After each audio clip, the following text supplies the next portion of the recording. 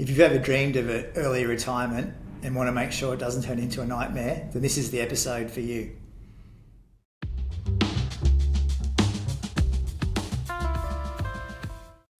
Welcome to the Evalesco Healthy, Wealthy and Happy podcast. My name is Jeff Thurecht, and today I'm joined by Senior Advisor Blake Cullen to talk about the keys to a successful early retirement. Welcome along, Blake. So today we're going to talk about early retirement, and we're going to focus mainly on the positives. But we know from experience that sometimes early retirement is forced upon people or turns into a nightmare. So what are some of the scenarios where we've seen that happen?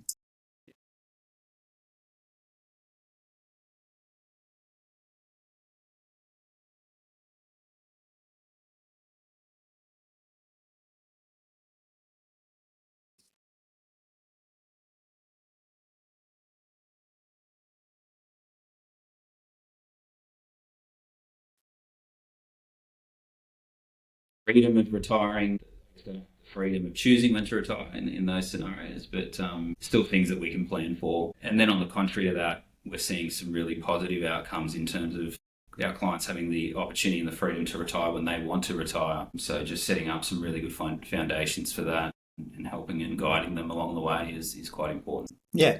And I think, as I said, we're not going to dwell on the negatives, but I think, the stats that you showed me are that about 13% of people don't choose when they retire. Yeah. And, it's probably becoming more common we call them the sandwich generation, where you've got to try and help your younger kids, get onto the property ladder or get themselves set up for success. And then you've got aged parents who are needing, aged care or assistance in that style. And we're seeing a lot of that happen. And that can have a massive impact on the individual's retirement planning. I think what we're going to go through today will be helpful in terms of building blocks, which can be beneficial in both scenarios. So you can have some plans in place that if plan A is that dream early retirement, then that's fantastic. If something happens sooner rather than later, it's not going to be diabolical.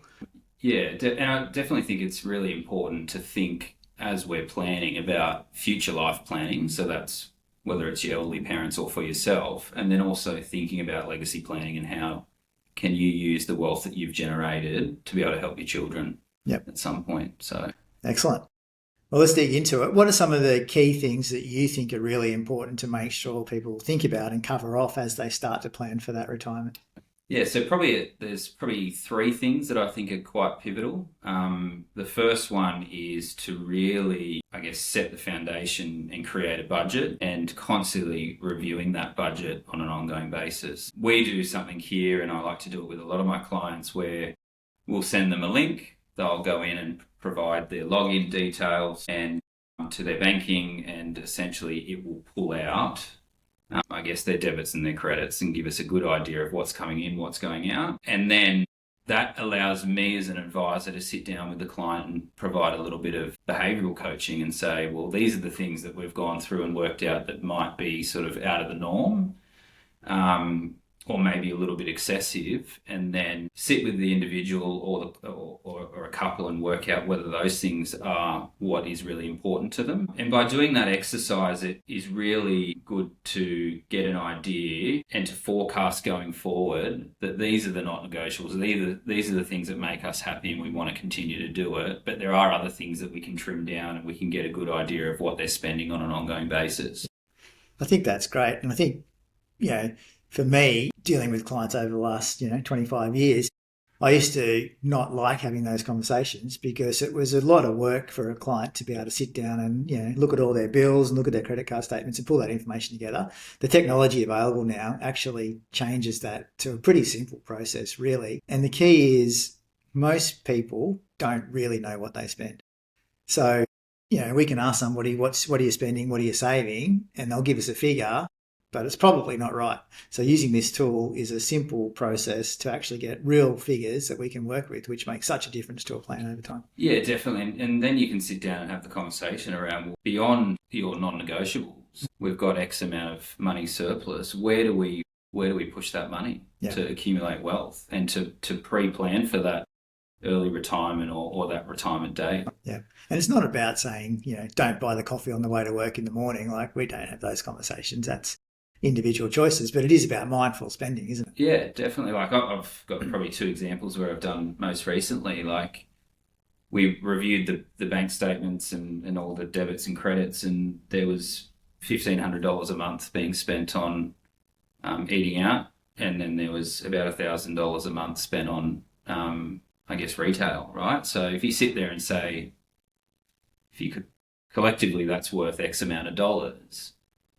Are these things making you incredibly happy, or do you think that these are areas that we could potentially trim down, which will free up capacity to do other things and try and plan them for a really ideal retirement? Yep, fantastic. So getting the budget spending plan right is step one. What else? Definitely. I guess probably secondly to that is just making sure you review that very frequently. So ideally, I'd probably set myself a little bit of a rule this year that I want to try and do that as a minimum every 2 years, that whole process that we just discussed.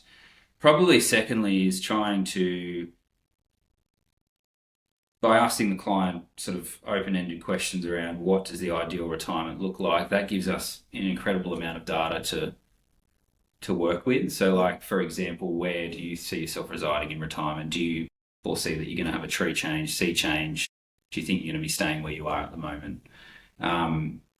And travel, do you want to travel in retirement? What does that look like? Is it a certain amount every year, or do you want to have the ability and freedom to sporadically just travel? So then we need to plan for that as well. So getting a good idea of that, and probably a bit of a byproduct to that is, well, if you are going to be downsizing or going to be moving and changing things in retirement, does that coincide with potentially maybe a bit of a debt strategy there? So yes, you might have some debt, but you're telling me that you potentially want to downsize, then we know that we can exit that position fairly quickly, and then beyond that point focus on having enough funds and investing the funds so that we give them the lifestyle that they need.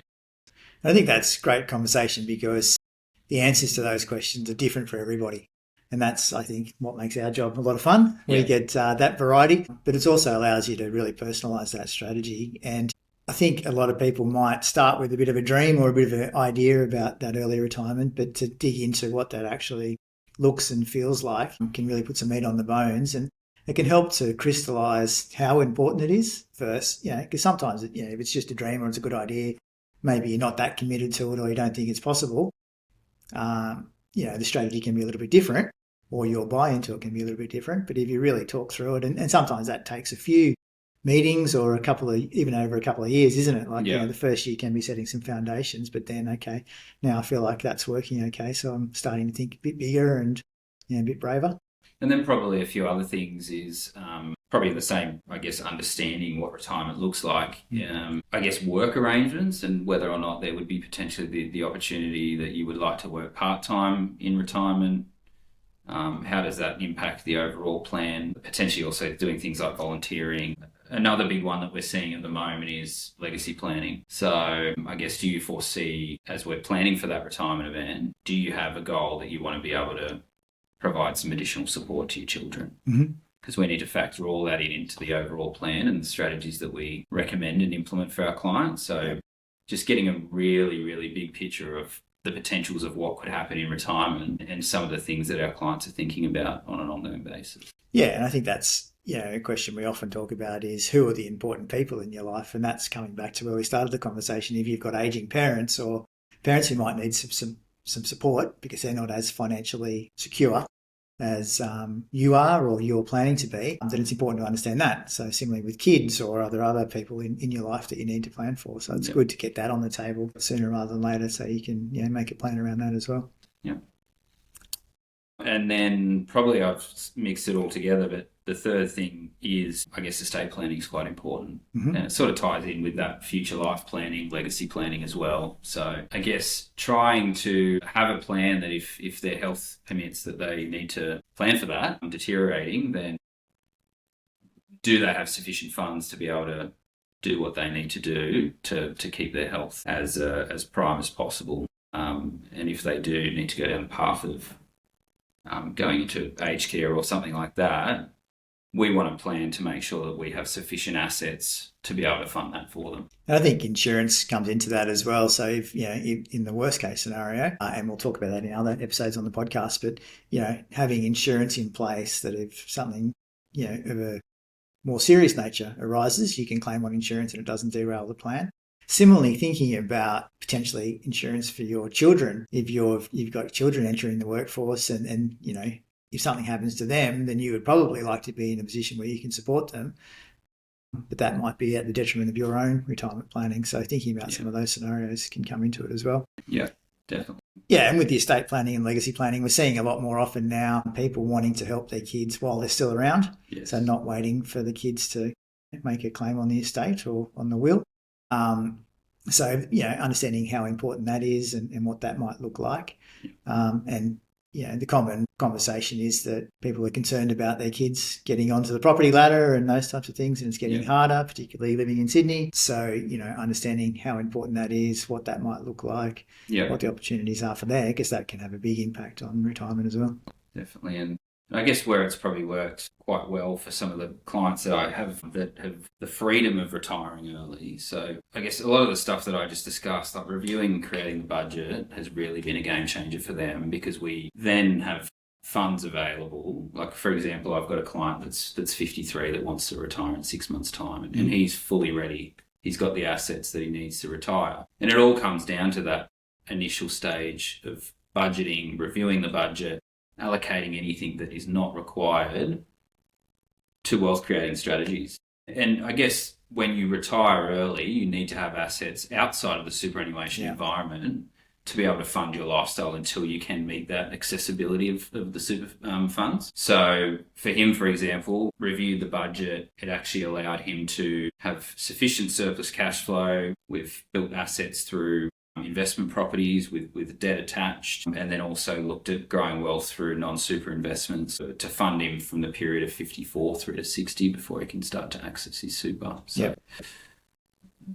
I can't stress enough the budgeting and then what you do with the surplus is incredibly important in whether it's successful retiring early or not. Yeah, I mean, it's very simple, which doesn't mean it's easy. I think that's one of the key tenets we always talk about, and you'll probably find on our website and in our collateral is, spend less than you earn and invest the difference in good quality growth assets. And if you do that consistently, then a lot of the heavy lifting is taken care of with the value of compound interest. One of the other things that we spoke about in regards to a couple of clients who've had successful early retirements is that monitoring, accountability, projections, that sort of stuff. Yeah. So can you talk through a little bit about how that fits into the puzzle? Yeah. So I guess a bit of my process is around the discovery phase and around what the ideal retirement looks like. We talk about legacy planning, being able to help the children. Do we need to cater for aging parents? We get all the data of what potentially could happen in retirement. And then what I tend to do is I say to the client, we understand that there's potentially multiple roadmaps to you achieving your goals. There's not one clear pathway. So I like to model out and project a few different scenarios. And it could be as simple as I'm thinking of retiring or I'm thinking of transitioning into retirement. I'm not quite sure how it's going to impact my overall retirement and longevity of funds. So we would model out a scenario where they might stop working or do a reduced capacity for a period of time and then officially retire. Mm-hmm. Similarly with if they were to be able to assist their children, we can show the impact if they were to take money out of their investments to be able to help their children and how would that impact their overall longevity. Mm-hmm. I think it's really, really valuable, and it's something that I incorporate a lot into my advice process. And it gives the client clarity as well that there is not one size fits all approach. There could be multiple ways for you to achieve your goals, and it could be a reiteration of all of them by the end of it. But I think it gives the client confidence and clarity that we're here to support them if anything happens, and no matter what roadmap they take, we'll be there to support them and make sure they make right decisions. I think that's very, very true. And I think, starting with that accurate data is really valuable. And then understanding that the projections are effectively our best guess, educated with some, experience and some good tools, but having, a number of scenarios to say, you could be looking at a range in this range. Often, I think with the clients that we work with, they're surprised on the upside in terms of, okay, there's maybe more possible than I thought would be if I can just stick to a plan and, knuckle down a little bit, which is, really encouraging. But it's also then looking at, what are some of the worst case scenarios and how do we prepare for those as well? Yeah. And I guess when we produce that document, we present it to the client, and they've got like a bit of a reference point to go back to along the way. They'll keep the document, store it. We've got all the data that we've produced, the projections, and we can always go back, and if we're not in line with where we thought we would be, then we can ask questions as to what has occurred over the last 12 months, what has changed, why aren't we where we thought that we would be. Yep. So it's a good accountability piece as well. 100%. Because at the end of the day, like, a lot of our clients are working incredibly hard, running successful businesses or in high exec roles or whatever they're doing. So we want to get the best out of them as well. So every dollar that they can contribute to super or accumulate wealth, we want them doing that because it's only going to benefit them. But then also we want to hold them accountable to make sure that they're doing all the right things. Yeah. And I think that's a really good piece of the puzzle. You know, the clients that I've been working with over the long term who've had the most success are not necessarily those who've had the best investment returns or done the most exciting things with their financial plan. It's more they've had a plan, they've executed it, they've stuck to the plan, and we've helped them to stay accountable. We've tweaked the plan within their changing, needs and requirements over time, but they've, stuck to that over a long period of time, and that allows them to achieve their goals in a more likely way. And, there's a good example we were talking about with the client who's, just about to retire quite early, and he's had that plan in mind for a long time, and he's been very good at tracking the modelling and sticking to it. I also had a really good example the other day, which was a couple in their sort of early 50s, and I guess probably you sit there and you look, their incomes are relatively good incomes, and as a couple they're earning a good income together. But I was amazed by the financial position that they were in. It just shows that having a good budget and allocating all surplus to accumulate, I was completely amazed by the position that they were in. And I was the first one to say that they've done an amazing job, because I think it's really important to not only hold clients accountable, but to really promote them when they're doing really good things. And yeah, it was amazing to see. Yeah, and that's part of the value sometimes in sitting down and having a look at it and saying, you guys are actually in a good position. You can do more, you can do what you want to, you can, aim a little bit higher, which is also a valuable part of the process. Yeah, is there anything you want to talk about in terms of, a couple of those scenarios that we've touched on about what they're looking to do, how they've got to where they're getting to and in a position to, retire? And I guess in some cases, maybe retirement is probably too heavy a word for some people. It's more, making work optional and being able to choose what they're doing work-wise. I think the big thing is it's trying to set yourself up into a position where you have the freedom to do what you want to do. Mm-hmm. And there's a lot of value in freedom. And I've got quite a large cohort of clients that do have that freedom. I guess what they're open to is they're open to the strategies that we come up with for them, and we go through the process of mapping out those projections and saying, well, this is what's possible. And we also try and get a gauge of what their appetite is to take on that type of strategy as well.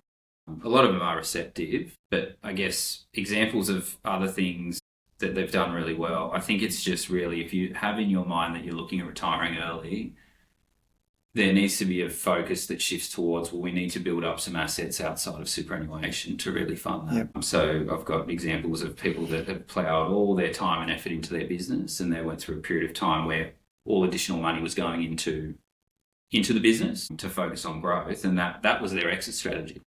They sold the business, had a large lump sum of money. We manage that on an ongoing basis, but we also coach them through those business decisions. Yeah, they've sold a business. Now we manage the non-super money and give them the lifestyle that they need.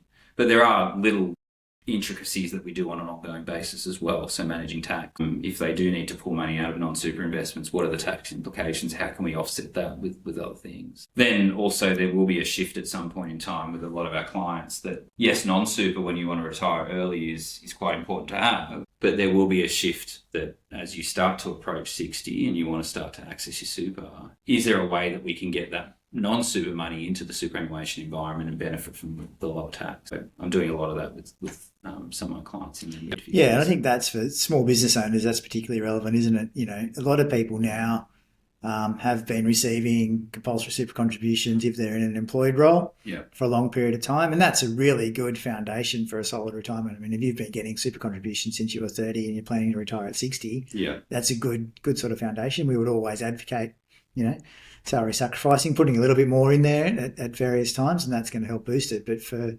self-employed business owners, often they haven't been as diligent as putting away those super contributions. Yeah. So that's another complication to their strategy. And they can get that exit if they manage that effectively, but you possibly don't want to put all your eggs in that basket either. Yeah, and without going into strategy too much, there are other things that people that run successful businesses, they can set up investments within the business, or they can have assets within a family trust that we can manage to help them retire early. They could be good vehicles to keep the money invested for a period of time, and they might need to draw out of those vehicles when they want to retire early. So they're just a few types of clients that we deal with. Yeah, and we touched on before, different people have different perceptions about what they would like to do. People thinking about retiring early or making work optional early. Some of them can't wait to stop and, go and play more golf and do more travelling. Some of them want to find other ways to give back, such as volunteering or something. So it's about being able to tailor that plan and cater for that as well. Yeah, and a lot of my clients, if they are thinking about early retirement, my parents are in their 60s and they obviously retirement's on the horizon, but I feel like a lot of the discussions that we're having is around having a purpose in retirement as well. Mm-hmm. So you need to find that purpose and find the things that's going to keep you ticking along, whether that's travel or whether it's volunteering or whether it's joining book clubs or whether it's participating in some sort of sport. Mm-hmm. Or being involved in sporting clubs in the local area or something like that. Mm-hmm. It is really important, and what I see that if you don't have a purpose, it's very easy to go back into the work environment. So definitely talk to my clients around, how are you going to find your purpose in retirement, and how is that going to keep you satisfied for an extended period of time? Yeah, I think that's really good advice. A lot of people know what they want to retire from, they don't know what they want to retire to. So you've got to get that, both sides of that puzzle in place before you move on. That's great. Before we wrap up, is there anything else you want to make sure we cover off? Probably, I've sort of gone through the 3 action items. Yeah, that's probably the key one, is to make sure that you're pretty tight on that budget. And I guess it is quite important. We've talked about the projections, but it is always important to have that ongoing relationship where we catch up every 12 months. We know that things change quite substantially in a 12-month period. And clients might come up with different scenarios, right? Mm-hmm. Their parents' health might change quite dramatically. They need to factor that into their retirement plan. So we are quite fluid around the projections that we do, and we can always review it on an ongoing basis as and when things change. So it is incredibly important to manage not only, review the budget, the projections, and whether anything's changed in terms of the goalposts, but it's also important to manage the investments on an ongoing basis to make sure that they're providing and producing the outcomes that we need to provide that level of longevity on their funds. Yeah, the value of a review is quite significant. Yep, makes a lot of sense. So in wrapping up, I think the 3 key things that you've articulated very well, Blake: understanding what you're spending now, having a budget, and then allocating the difference to good quality growth assets, understanding what you want retirement to look like and feel like. I think, you've got to get into a bit of that emotional side of things as well. That's really important. And then thinking about legacy planning, who else is important to you, how you want to leave money or pass money on is a big part of that retirement puzzle as well. So if you would like more information on all that we've talked about today, please don't hesitate to get in touch with Blake or get in touch with your advisor. There are also some other episodes on retirement planning available on our podcast channel, so I encourage you to have a look at those. Or for a more personal chat, please click on one of the links on our website to book a chat with an advisor. I think it's really important, as you said, planning for an early retirement takes some planning, takes some work, and having someone sitting alongside you to assist with that process can add a lot of value. So I would encourage you to reach out if that's something you have in mind, because it may well be possible.